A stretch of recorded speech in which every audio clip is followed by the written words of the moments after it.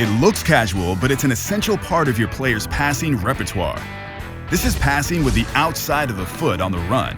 When your players are on the attack, we want them to keep moving and not slow down or stop just to pass the ball.